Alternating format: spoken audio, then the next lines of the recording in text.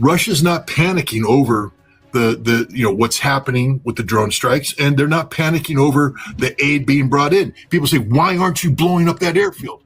Because Russia's winning the war, you morons. Russia's winning the war on the battlefield. The final battles of the liberation of Donetsk are taking place right now. We're looking at, I think it's Slavyansk is being threatened, and Kramatorsk is going to be fall. There's another city that the Russians have 60% control of. The Ukrainians can't hold land. They can't hold the cities. They are losing. They are being defeated. They're fighting hard. There's no doubt about that. Their drones are awful. Just ask the troops at the front line. I just came from there. Their damn drones are everywhere, the Ukrainians. They're everywhere. The Russians are not panicking. They're saying, yep, problem, we're working on a solution. They're not panicking. But who's panicking? Zelensky. Because he knows that the real war, where it counts, boots on the ground battles, is being won by Russia, and won by Russia decisively. So he's playing these propaganda games. Right now, he's trying to provoke a conflict with Belarus in order to find a reason for Europe to get involved in this war. Europe will not get involved in the Donbass. They will not. And Europe's not going to get involved in Odessa. So you're saying that, and I think about this all the time, and I think you're right. Lavrov and, Maria and Mr. Putin and Mr. Medinsky and all of these people who you and I know are, they're wise, they're sage, they're experienced. They don't knee-jerk react, and they know that someone's trying to goat them.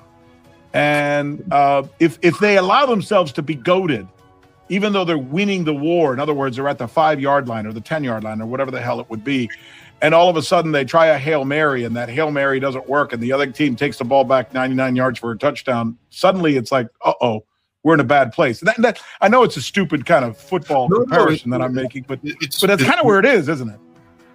Russia has the lead. They have the ball. They're deep in Ukrainian territory, and they're going for the game sealing drive. They've already won the game if they just kneel down, but they're going in to make sure that there is no winning this game. Kill the clock.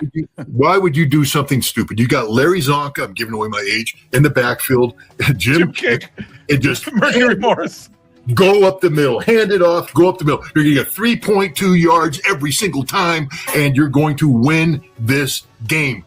Nope. Don't give it to Bob Greasy to pull back. Paul Warfield's wonderful. Yeah. You throw the ball, it gets picked off. None of that. You don't need to do that. 72 Dolphins, undefeated season, baby. But well, look, actually, it's a great football analogy because only you and I can talk about this, and most people would laugh. But the Dolphins won more games and won more Super Bowls under a boring attack or offense, and this could apply to many sports, by the way, than they did with my friend Dan Marino. Who had who's a good guy, and he and I played a lot of golf and did a lot of things together.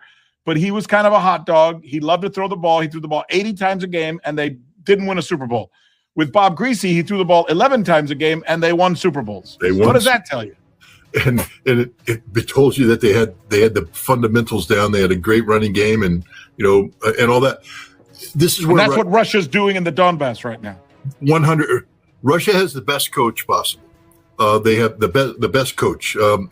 Vladimir Putin is the Don Shula of the early 1970s.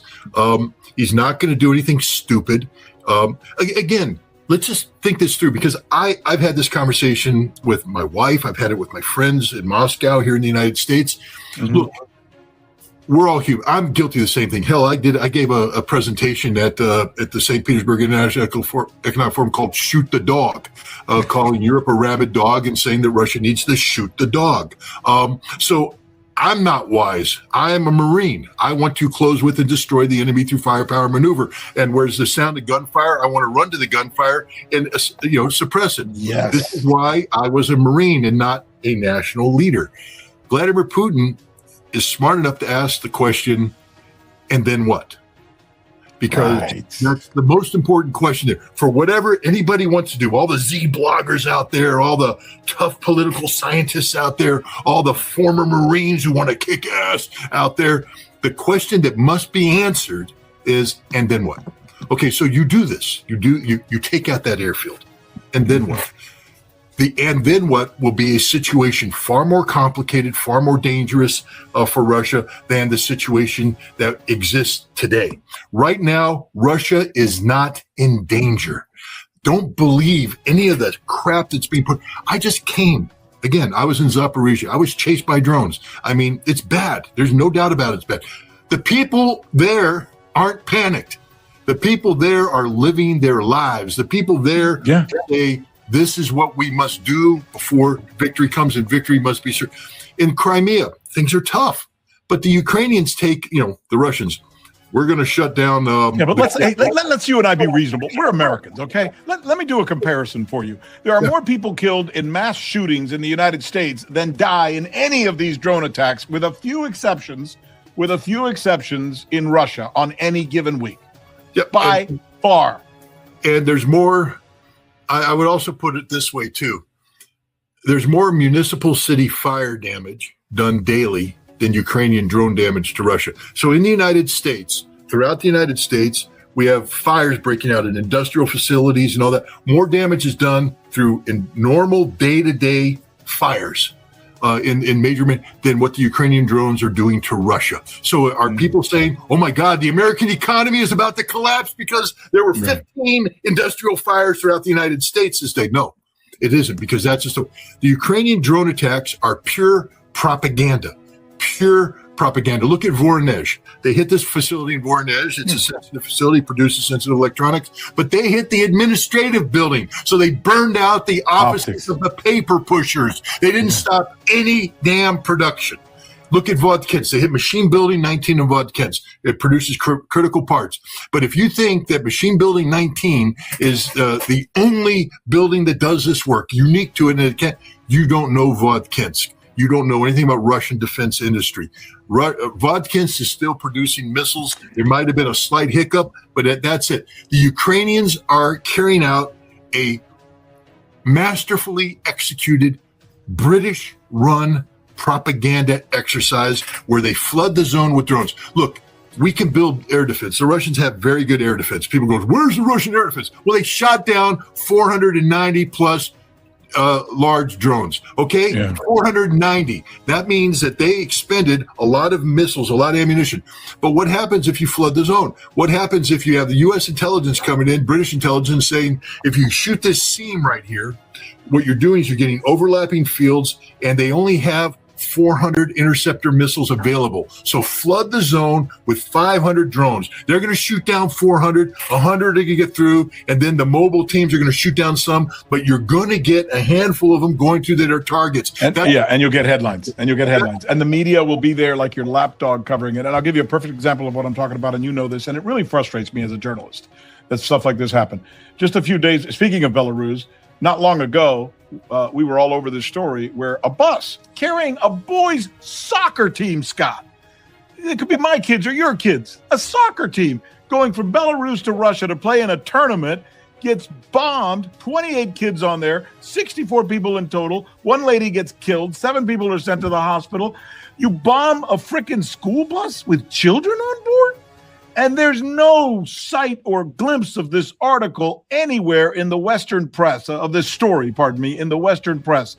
But then 2 days later, the story that you just explained to our audience, some drones get through and they make a lot of smoke and a lot of headlines. And yes, the price of gas went up for 3 days here in Russia. And my golf buddies, who you would have met if you would have gone to play golf with me, were all pissed off about it. So yeah, it had a little bit of an effect.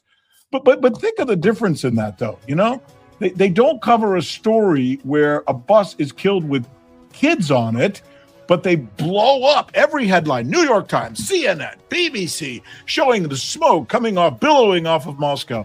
That's just unfair and dishonest. And that's all they're getting out of that story.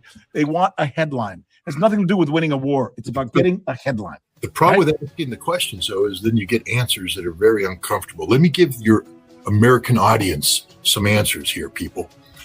Eric Schmidt, one of the founders of Google, has funded a company that produces a drone called the Hornet for the Ukrainians. Now, the Hornet uses AI and the Hornet uses Starlink. That's Elon Musk's company, an American company that to provide the satellite connectivity to guide this thing in. Now, they use these drones everywhere. I will bet you a dime to a dollar that a Hornet hit that bus. I will also guarantee you that Hornet came after me. I can promise you that because I saw it get shot down. And they're out there terrorizing Zaporizhia right now. The whole, Melitopol to Crimea road is being attacked, called the highway of death. There are some things, but it's bad. But here's the thing about the Hornet. The Hornet is programmed through AI to go out and loiter, and its sensors scan for specific vehicle types, and AI says or not. So on the surface of it, you're going, okay. But then what happens is when battery life, because drones, they don't have gasoline fuel, battery life falls down, the AI clicks into automatic mode and it hits anything that moves. And so the vast majority of the targets being hit are civilian targets because the vast majority of the targets, the vehicles on the road are civilian vehicles. So it's not hitting what it wants to hit. So then it clicks over to automatic mode and attacks civilian vehicles because why the hell not? The goal is to terrorize the civilian population. This is murder. This is murder. If this crime was committed in the United States, Eric Schmidt would go to jail for life and he'd be liable to the death penalty. He's a murdering sack of cow dung. And Elon Musk is the same thing. I'm just going to say it to his face. Elon, you're a murderer of children. The 21 kids who died in Starbelsk died because your Starlink enabled the Ukrainians to fire 16 drones and murder those 21 innocent children. And they're murdering the boy in the bus. They're murdering others every day. This is a crime being committed by American companies using American taxpayer dollars, and facilitated by our government policies. We are the criminals here. Without us, half these crimes wouldn't take place. Here's my concern. Given what you just explained to us, and you explained it very well, and I was in Starbelsk, as you know, and traveling to there,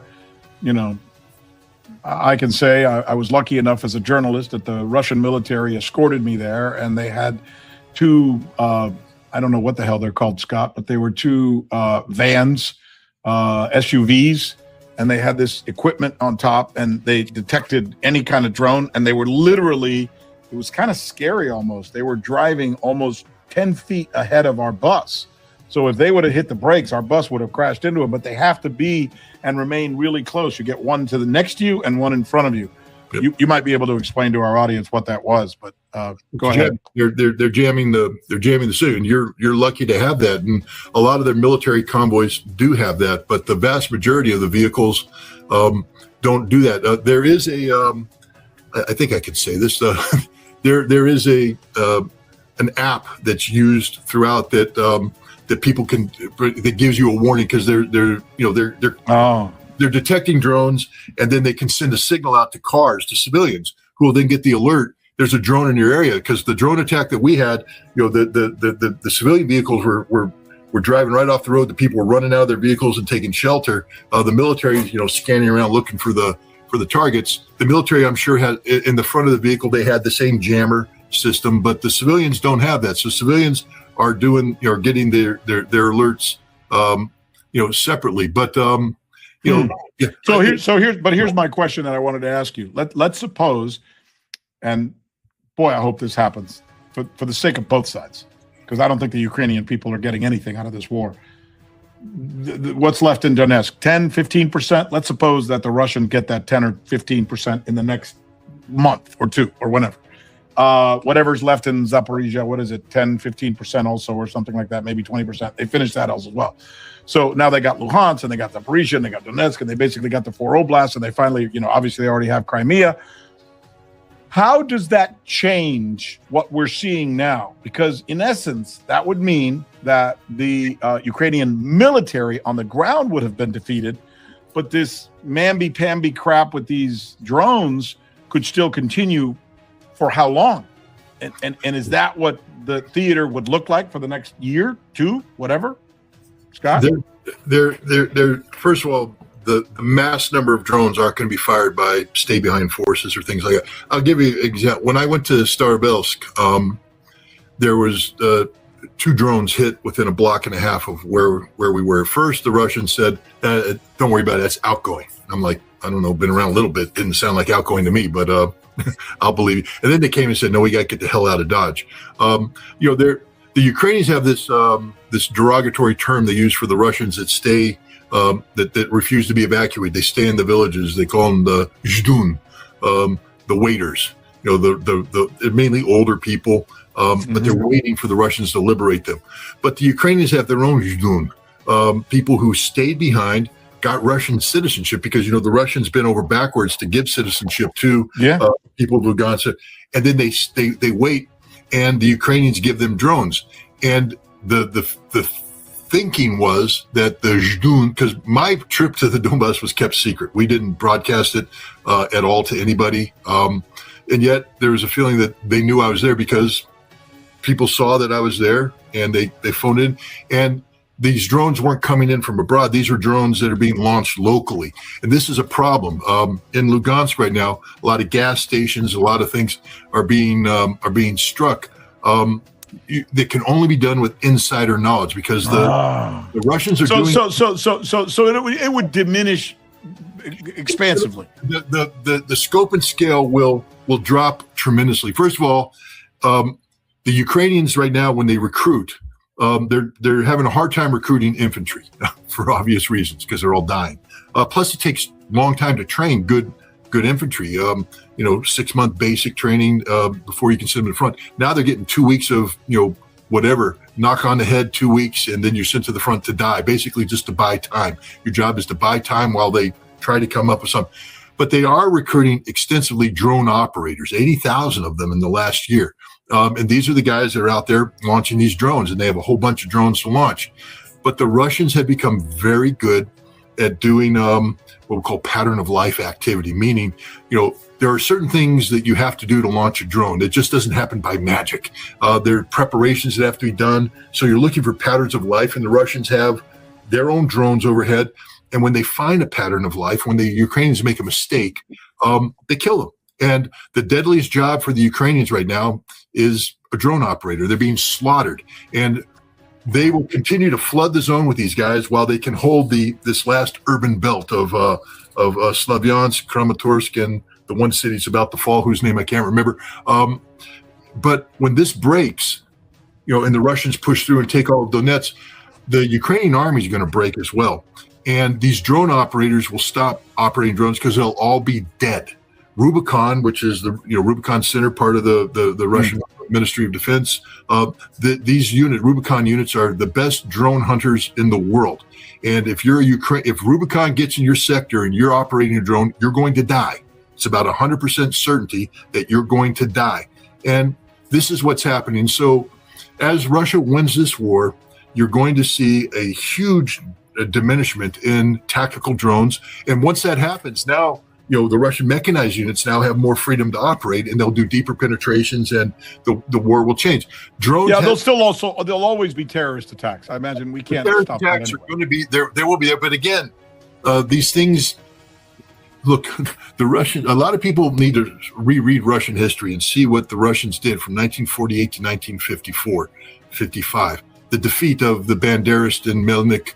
The organization Ukrainian Nationalism, huge fights being fought in Ukraine, huge fight, the Nazis, and the Russians defeated them, hunted them down in the villages, and eradicated them totally. They were all gone. Hundreds of thousands were killed, hundreds of thousands fled, hundreds of thousands were sent to the Gulag. But then Nikita Khrushchev decided to, blame Stalin for everything, and he called the Banderas political prisoners. So instead of rotting in the Gulag, he freed them in 1956, 57, and they came back and re-insinuated themselves into Ukrainian society.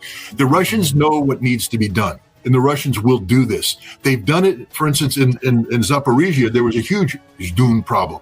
and the Russian FSB went in there, and there isn't a huge Zdun problem right now. You can put two and two together, but the point is, if you're somebody out there supporting the Ukrainians, you will be found out and you will be brought to justice, and that justice will probably be life terminating.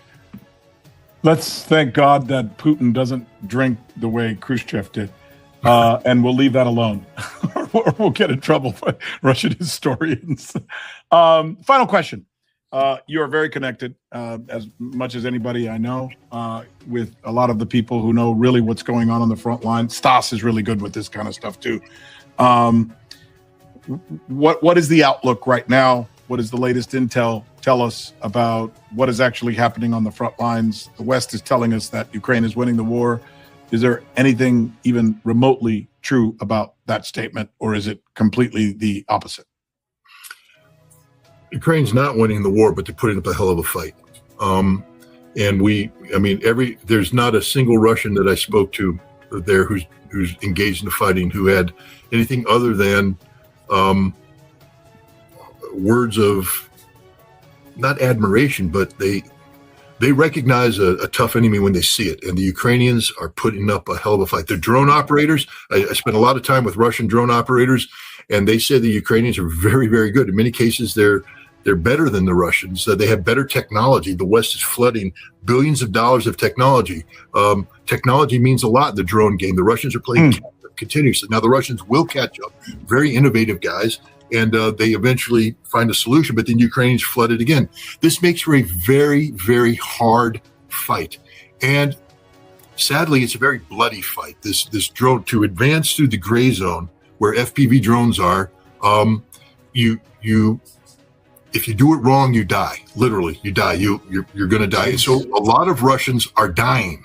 People need to understand that. This is not a bloodless fight. This is a very hard fight.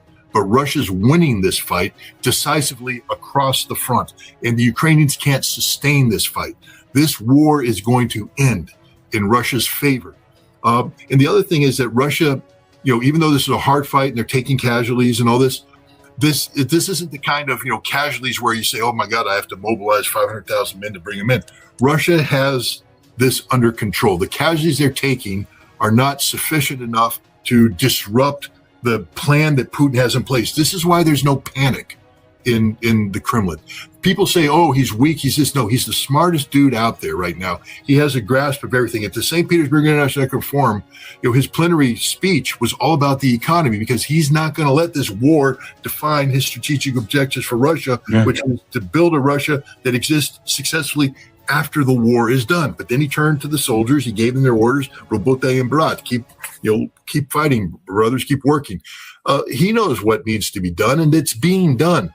The Russians do have a problem with information warfare. They're their own worst propagandists. They have things that they could do better to tell this story. They're not good at it. The Ukrainians are being advised by two of the intelligence services that have the best information operation programs out there, the United States and the British.